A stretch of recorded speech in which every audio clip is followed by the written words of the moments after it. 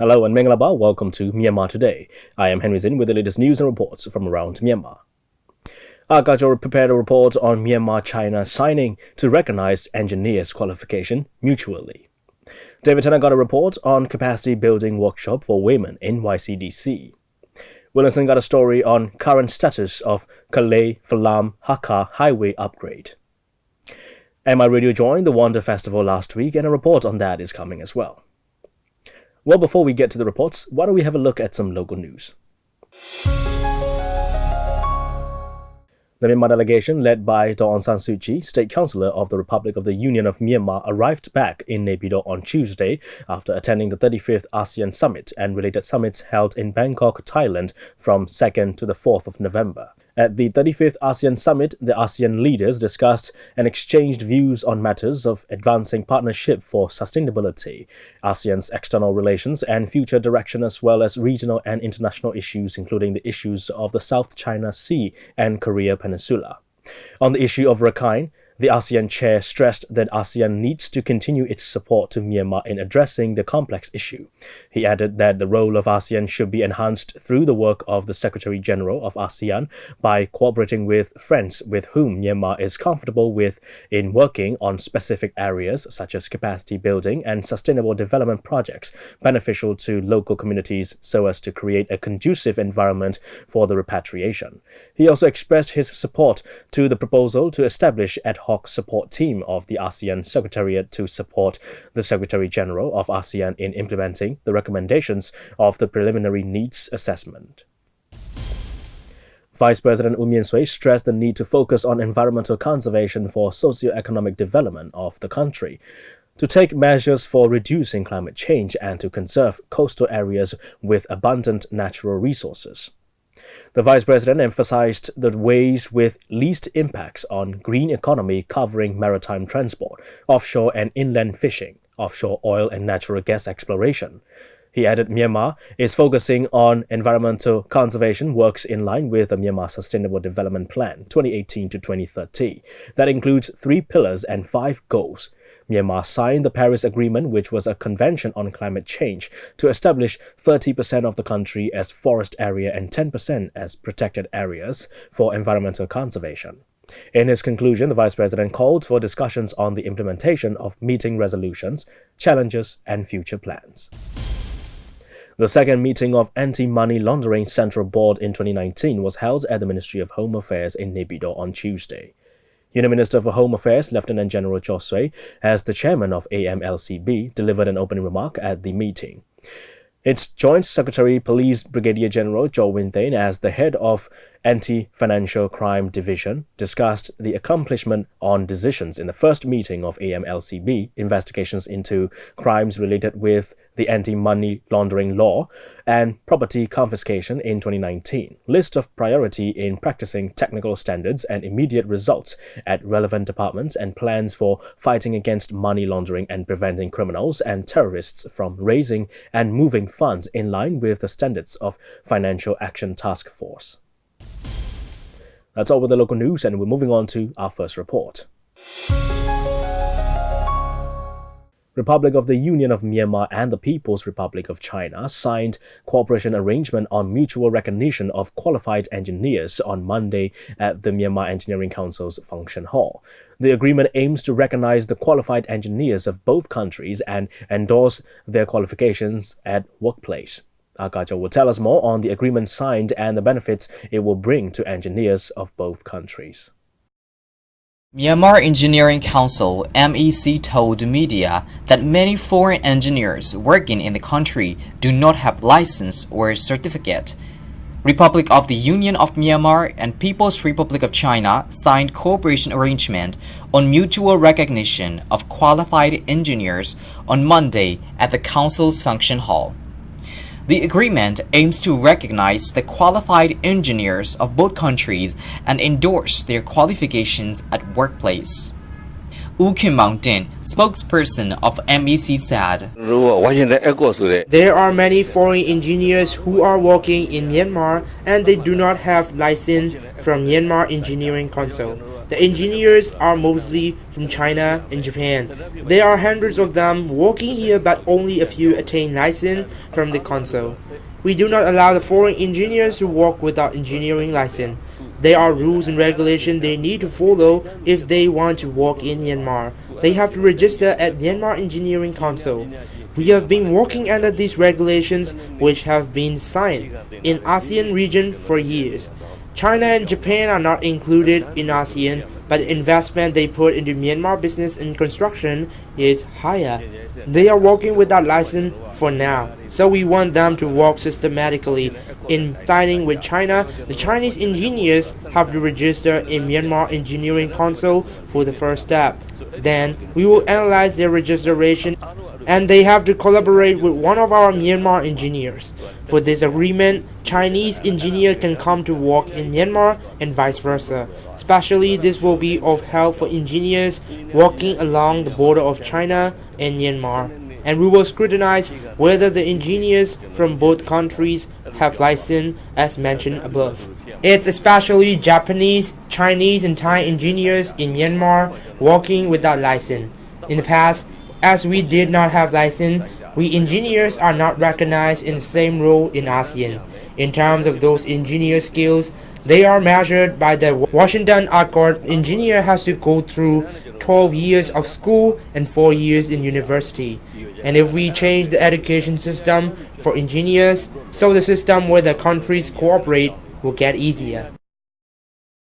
Myanmar's Union Minister for Construction, Union Minister for Education, Chinese Ambassador to Myanmar, responsible persons from China Association for Science and Technology, CAST, attended the signing ceremony at the Myanmar Engineering Council. For more on the importance of the cooperation deal, Vice President and Executive Secretary of CAST, Mr. Meng Jinghai said, As being neighboring country and with the great relationship between Myanmar and China, we have seen there is a lot of development in transportation, construction and economy.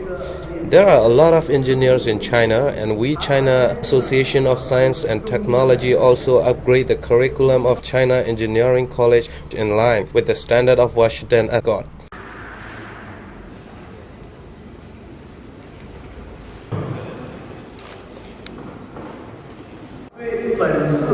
And we are also glad to hear that Myanmar Technological University will also upgrade the curriculum as per the standard of Washington Accord.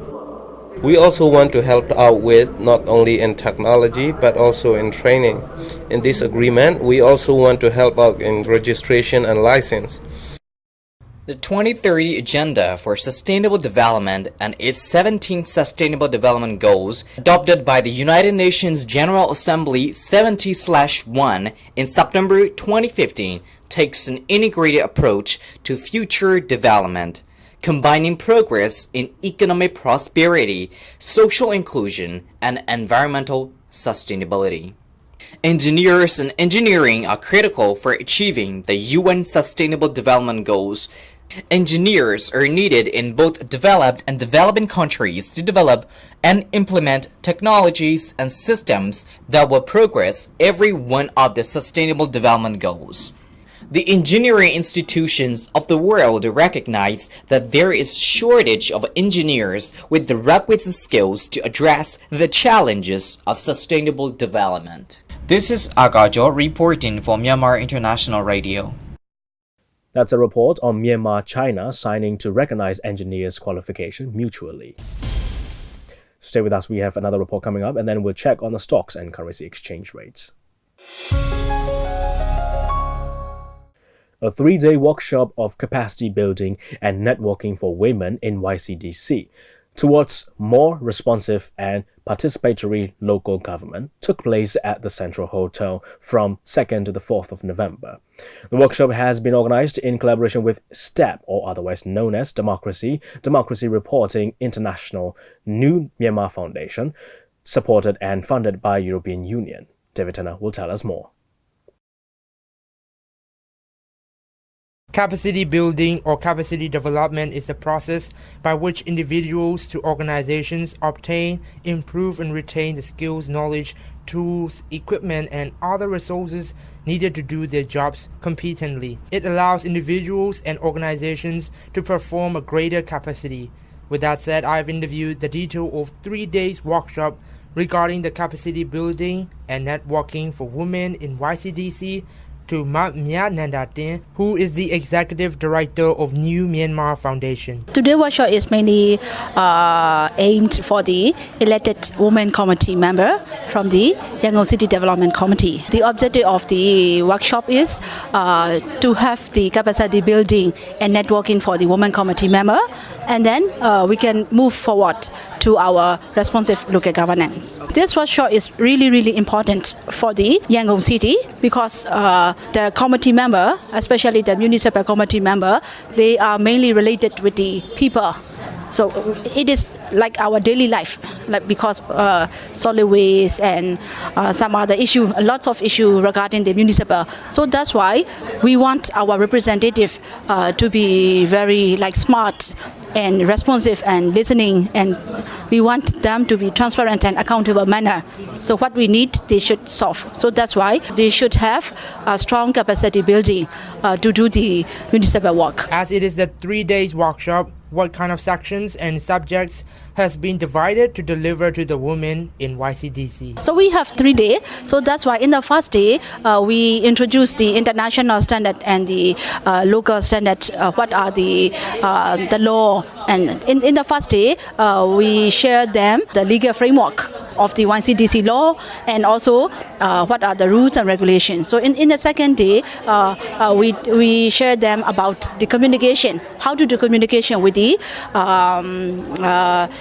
public. So how they can do the town hall meeting, and then what are the main important things for the communications, and also the budgeting process, how they can proceed and how they can monitor and how they can know their budget and how they can tell this budget and work to the community again. Before the initial part of this workshop, the survey has been done in collaboration with New Myanmar Foundation, Step Democracy, and Democracy Reporting International, DRI. Ms. Eva Gill, the country representative of DRI, told MI Radio about the detail of it. So the survey was basically a questionnaire where we were just trying to identify generally what are the challenges of an elected officer at the YCDC. For many of them it's new. You know that in March there were elections under universal suffrage and a new election system for the first time. So we just wanted to understand what their situation is 6 months after they are in office. And they were raising a series of challenges. Some challenges were generic, for example, their knowledge about the law or the budgeting process, but some other challenges were particular to their condition as women. And that's what we are also tackling in this workshop in particular. And that's why we're working with women separate on this occasion, because they're facing different challenges. I mean, basically, DRI does not promote any particular mindset or model with related to local government or democratic systems as a whole. We're just providing some information on the legal framework, on the international standards for it, and some comparative. What may be the common difficulties for the women in this kind of governance sector will also be discussed. For example, they face constraints with time. They have many duties. Usually they are combining their political office with their office at home. So they have their family duties and they have their duties as elected officials, and they are struggling to combine it. So in fact, yesterday we were trying to help brainstorm what could be possible solutions to this constraint. But another thing is, for example, cultural issues. They were mentioning that some decisions are taken by men maybe in the evening hours when they're meeting informally, and for women it's quite challenging to attend those meetings. So there are a few things that can be done to avoid that in the future. Actually, DRI has been doing that in other countries, and our expert has been traveling to different countries where we have offices, training both female and male local government councillors, because effective local government and democratically elected local government government that is more responsive to the needs of the people is the foundation for democracy. So we are trying to strengthen that wherever we can. Reporter David Tanner reporting from Myanmar International Radio. That's a report on capacity building workshop for women in YCDC. And here we have the information on currency rates from Myanmar's central bank. $1 is at 1,512 kyats. 1 Chinese renminbi is at 215 kyats. €1 is at 1,683 kyats. 1 pound sterling is at 1,947 kyats. 1 Singapore dollar is at 1,114 kyats. 1 Malaysian ringgit is at 365 kyats. 1 Thai baht is at 50 kyats, and the Indian rupee is at 21 kyats. Gold is trading at $1,486. Silver is at $17. And Brent crude oil is at $56. On the Yangon Stock Exchange, FMI is at 11,500. MTSH dropped 50 at 3,900. MCB is at 8,100. FPB is at 23,000. TMH remains at 3,000. You're with MI Radio's Myanmar Today. You can log on to our website at miradio.com.mm and catch other great programs live on the website. We're also running on FM 96.1 in Yangon, 96.5 in Manali, and 96.7 in Naypyidaw. Or simply download our app so you can listen to our radio programs on the go. Well, we have more reports for you, and we're not going to keep you waiting, so let's get down to it. The World Bank has permitted the loan of $66.8 million for the upgrading of Kalay-Falam-Hakha highway, and it is delayed due to some reasons. However, according to the report, the project will soon begin after the survey of social impact assessments along the highway is complete. A group of social activists from Chin State also conducted a survey on this project, and the finding was presented on Tuesday at Gemsi Hotel in Yangon. Williamson reports. The World Bank Group permitted the government of Myanmar to take the loan of $200 million. Out of this amount, $66.8 million will go to Chin State, and it will be used for upgrading Kalay-Hakha Highway. Upgrading Kalay-Hakha Highway is a joint project with international agency, and this will be carried out following the policy of World Bank Group in upgrading the highway. The government and World Bank have already signed a memorandum of understanding for the project, which involves the upgrade of 124 miles of highway at the cost of $66.8 million. The environmental and social impact assessments are being implemented by Australian firm Cardinal, and they are in the first phase. According to the existing MOU, parts of the road will be upgraded using loans from World Bank and Japan International Cooperation Agency, or JICA, respectively. A group of social activists from Chin State conducted a survey on the project, and the finding was presented on 5th of November at GMC Hotel in Yangon. Speaking to the media on the importance of upgrading this highway, Salai Lian Tuang, a member of Chin State Environmental Watch, said, There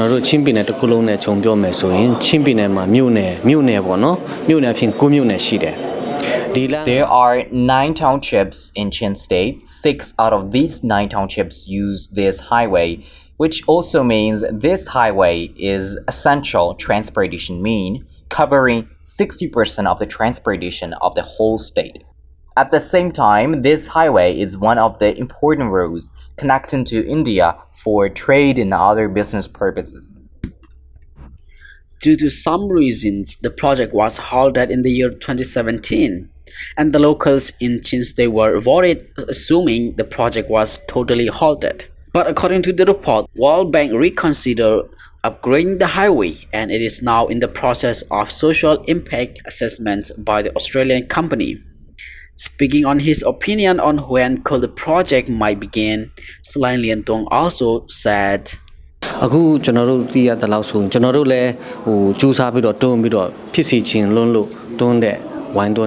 If possible, we want the project to begin as soon as possible, and this is why we are also pushing other related organizations for the speedy process. We also request the state and the union government for the speedy beginning of the project. But according to the procedure of the World Bank, they are not going to rush in starting the process. because they want to clear all the issues first and then they will work accordingly.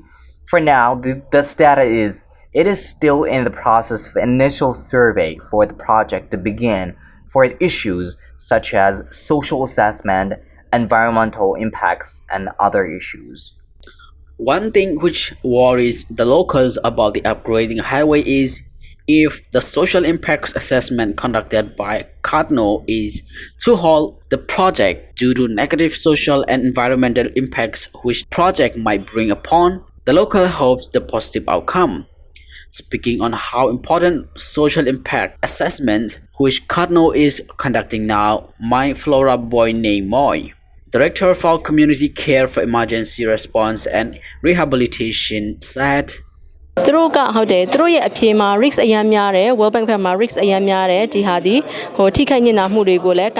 result which Cardno will present to the World Bank is a risky one.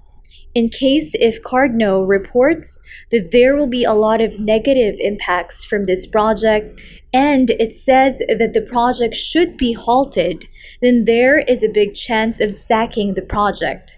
But I don't think that Cardno will say no for this project, as Cardno is working under the budget of the Ministry of Construction. This is Winlinson reporting for MI Radio. MI Radio joined as an official broadcasting partner in the Wonder Festival, the first ever festival of its kind in Yangon. The festival took place from October 31st to November 3rd at Tuwanabumi Event Park. In this festival, MI Radio engaged with audiences and festival goers with the aim of hitting Road to 2 Million program. Here's the report. Myanmar International Radio joined as an official broadcasting partner in the Wonder Festival, which is the first ever festival of its kind in Yangon. The festival took place from 31st October till 3rd of November at Tuwanabumi Event Park in Yangon. Get the message out that MI Radio is in Yangon, Naperville, Mandalay, and on the MI Radio app, which you can download from the iOS or Android places, the Google Play Store or App Store. Just search for Myanmar INTL Radio, and you can enjoy MI Radio anytime you like on your digital. In this festival, MI Radio engaged with the audience and festival comers with the aim of hitting Road to 2 Million program. The visitors came to know more on the MI Radio application, which offers a variety of programs from entertainment to educational content, mostly in English. The visitor got a chance to participate in lucky draw plans where they can win up to 100,000 jets. In Wonder Festival, the first day is Halloween costume party, the second day features Friendzo Halloween party, and the third day is for K-Wonder music concert, and the last day is for the outdoor cinema session. On 31st October, the festival comers enjoyed the Halloween costume party where the best costume won prizes. On November 1st, the festival's most hectic day featured the country's all-time favorite entertainer, Sai Kamlai, and more than 20 artists.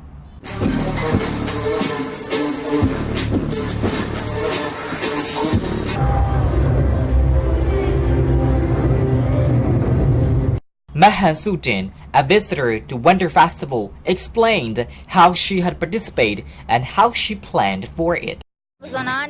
I came to this event because I saw Sasai Kamlai live on his Facebook, and he said he would be performing in Wonder Festival on 1st November.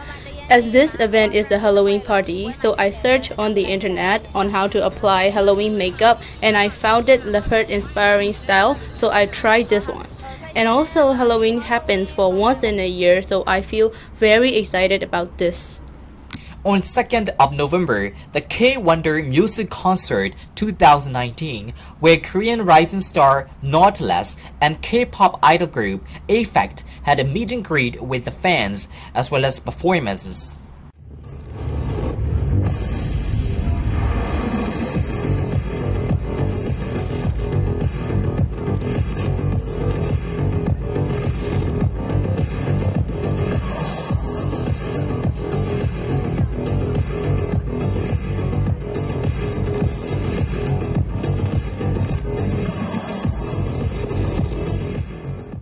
Adding to the fun and entertainment is singer Artie and local K-pop dance group Project K. On 3rd of November, the final day of the festival, the outdoor cinema screened the local horror film Late Yasan A, The Only Mom, at the Midtown Cinema Session. One of the dance groups in this festival explained about their performance. Hello, this is The Art. We got a chance to perform in this festival by the invitation of P Entertainment. We will be on stage on 2nd day and 4th day. We are the newcomers in K-pop cover dance industry, so we are working hard to perform the public with satisfying movements.